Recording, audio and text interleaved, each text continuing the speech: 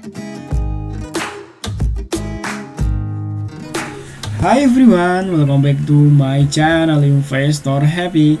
Halo semua, video kali ini kita akan bahas ya salah satu emiten dealer di Indonesia yang secara fundamental oke ya, dan baik dan rutin bagi dividen. Oke, sebelum ke pembahasan kita disclaimer dulu ya, bahwa di sini hanya sebatas berbagi informasi, bukan ajakan untuk beli ataupun jual di emiten yang terkait dividen ini. Kita akan bahas saham MPMX ya, MPMX ya, dan mungkin ini bisa menjadi rekomendasi saham hari ini ya. Oke, saham MPMX atau Mitra Pinastika Mustika. Nah, ini salah satu perusahaan anak perusahaan dari Saratoga ya. Nah, kalau lihat hari ini close di 990 ya untuk MPMX. Nah, kita akan coba lihat untuk company profilnya dulu ya, MPMX.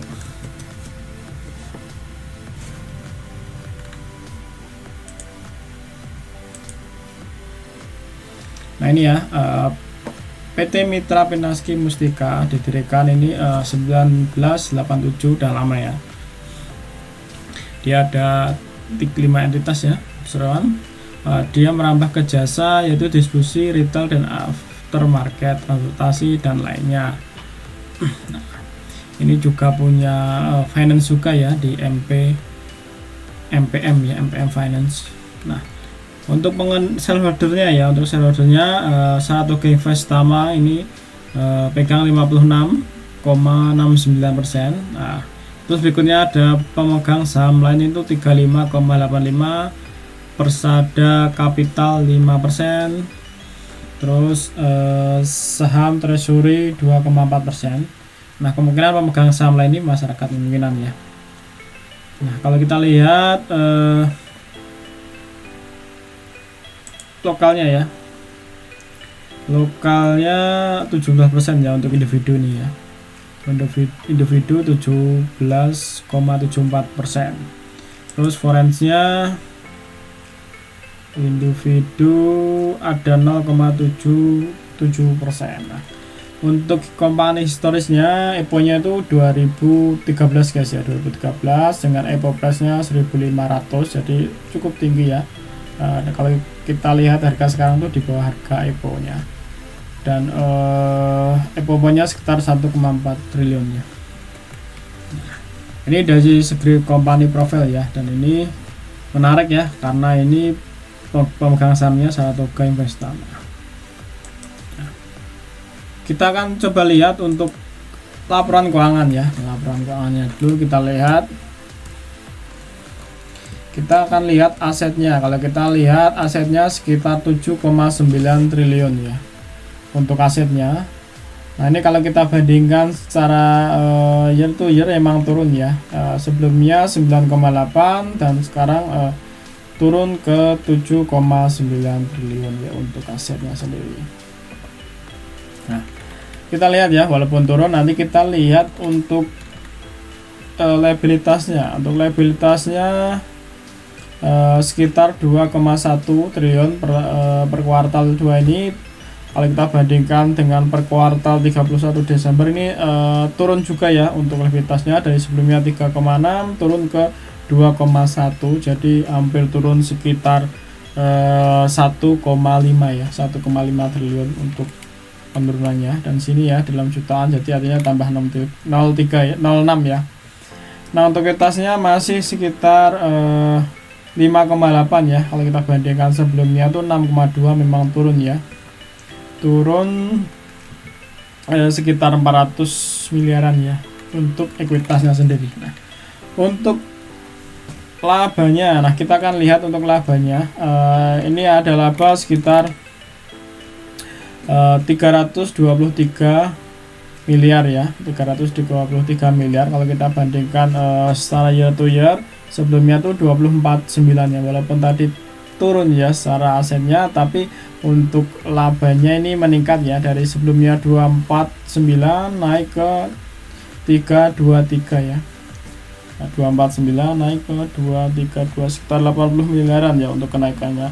Untuk IPS-nya sendiri saham ini naik ya, dari sebelumnya 50 naik ke 71 ya kalau kita bandingkan secara year-to-year-nya, dan ini naik sekitar 15%-an ya, lebih sekitar 15% ya, atau 20%-an ya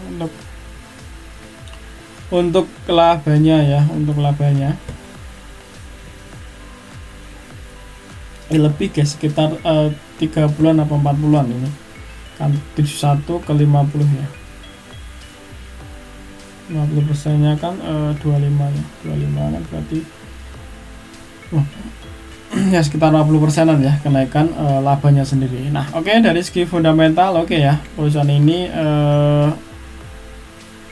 profit ya, dan IPS-nya juga meningkat. Kita lihat juga ya untuk cash flow-nya aman guys ya, cash flow-nya aman di 220 miliar ya. Kalau kita bandingkan sebelumnya memang turun ya, sebelumnya 576 ini turun ke 220, tapi untuk cash flow-nya aman. Untuk kas teraka juga masih aman ya, sebelumnya 1,7 turun ke 1,5 ya.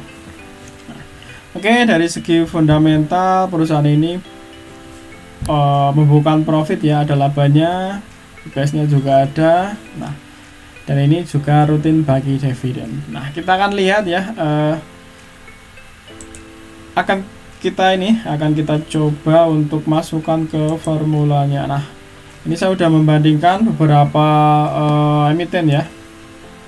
Nah ini kalau kita lihat ya, beberapa emiten yang sejenis. Nah ada Boga, Auto, Imas, Car, MPPX ya. Nah kalau kita lihat dari beberapa atau dari 4 emiten kompetitornya, nah ini untuk ROE nya ini paling tinggi memang Car ya, Car, tapi untuk IPS nya nggak sebesar punyanya MPPX ya. Terus kalau kita lihat untuk kedua itu ada MPPX ini, dan dia rajin bagi dividen. Untuk Car belum bagi dividen ya, dan ini baru sehat ya, sebelumnya rugi Car ini, dan ini baru sehat.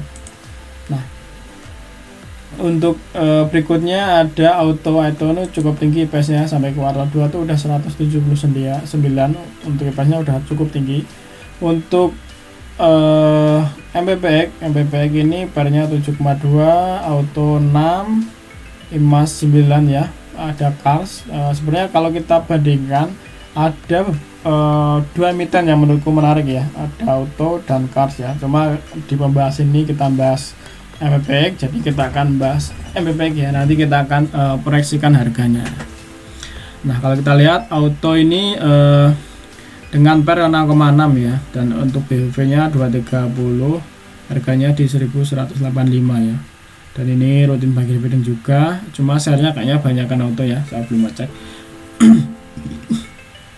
Untuk Cars, untuk MPPX ya, MPPX ini sampai per kuartal 2 ini udah 71 ya, sekitar 71, pernya 7,21, harganya 990, BVS nya udah 1303.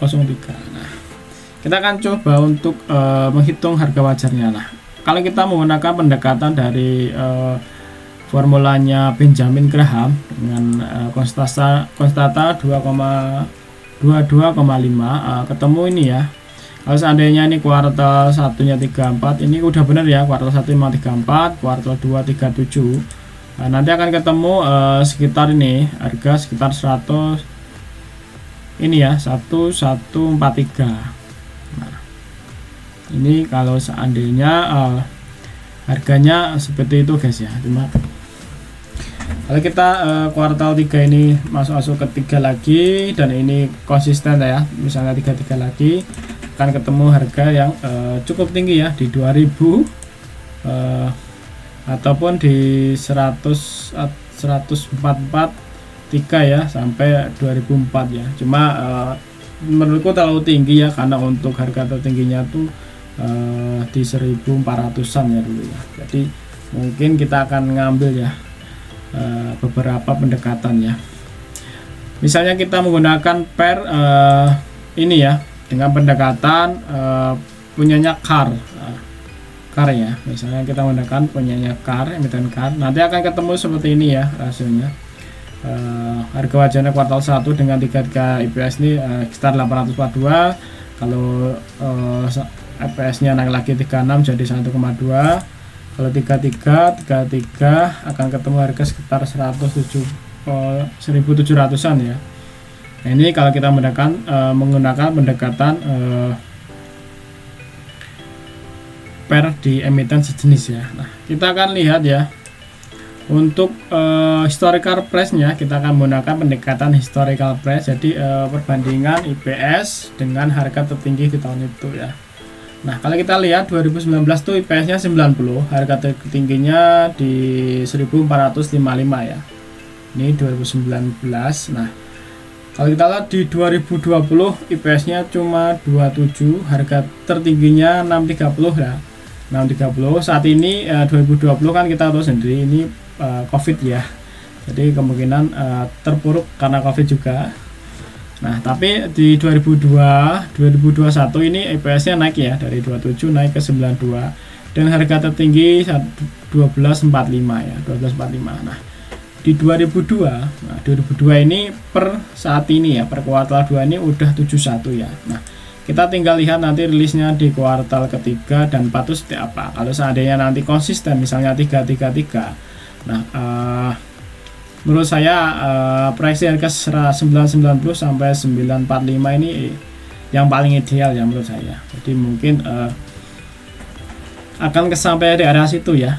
Nah, kemungkinan akan sampai di area 145 ya. Ini proyeksi guys ya, masih sebatas proyeksi karena untuk harga sendiri kan banyak faktor yang menentukan ya, ada supply and demand dari pembelinya ya dan market makernya juga. Nah, untuk saya untuk realitisnya ya di arah sini ya, di 990 sampai 95. Cuma harusnya di 1200 ini harusnya dapat ya. Kalau seandainya ini rutin ya, dan ini rutin banget bagi dividen MPP ini, dan DPS-nya cukup tinggi ya. DPR-nya cukup tinggi untuk pembagian dividennya ya. Dividen yield-nya tinggi ini pembagiannya. Nah, oke, ini untuk harga wajarnya menurut saya ini ya di 990 sampai 945 ini untuk operasinya. Untuk harga wajarnya harusnya masih di 1000 kalau di sini per kuartal 2 ini udah 1400, cuma kalau pakai proyeksi yang ini di 1200 ya. Nah, ini kalau kita menggunakan per yang cuma misalnya 9 ya. Nah, kita samakan dengan komputer yang paling bagus tadi kan cuma 6 itu ya. Ini akan ketemu segini 900 ya, ini mirip sih 900, 1094 ya, dan 1253. Nah, ya emang secara fundamental memang di harga sekarang ya. Nah, dengan kuartal kedua masih 37, nanti kita tinggal rilis kuartal ke seandainya 3 ini 33, dan ini harusnya harga naik di atas 1000-an ya.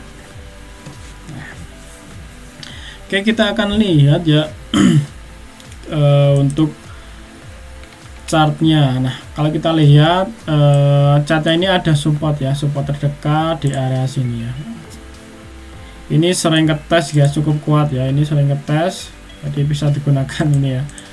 Support di 950 ya, ini sering ketes juga,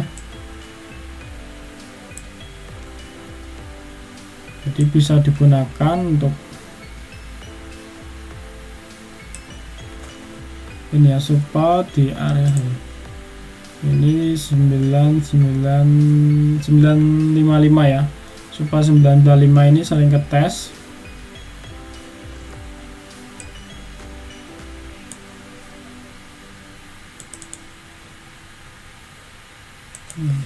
Tes dulu. Nah,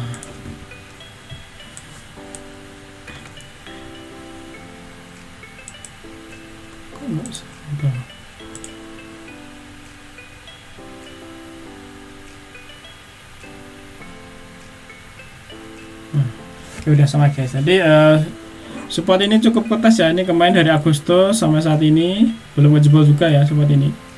Nah, ini udah mantul lagi, dan mungkin yang ideal nunggu di arah sini ya, ataupun mau paling enak di arah sini cukup bawah juga ini, cuma nggak tahu sampai apa enggak dijebolin ke situ. Kalau seandainya nanti dijebolin situ menarik guys untuk kita pantau ya, karena secara fundamental oke, rutin bagi dividen juga ya.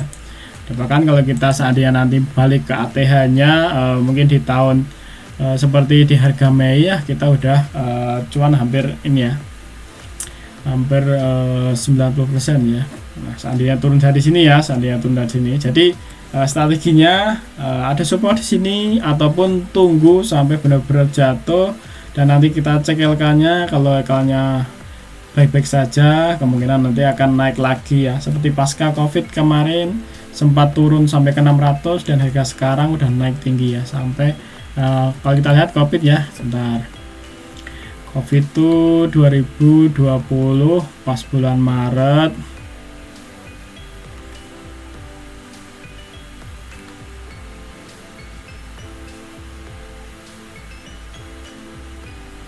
Nah, di arah sini Covid. Setelah itu nggak lama juga naik ya. Walaupun sempat turun juga karena masih Oktober itu, terus naik tinggi ya. Sampai nih. Nah, di area Desember seperti ini ya, dari area sini ya, dari area sini sampai ke area sini. Nah, 200% guys, mantap.